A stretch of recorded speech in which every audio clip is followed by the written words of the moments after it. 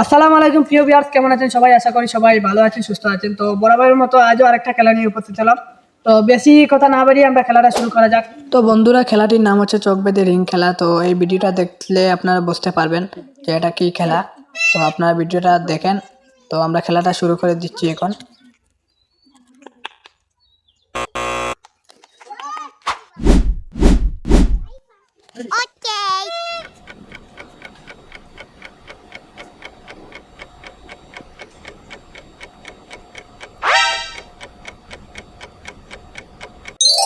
Oh!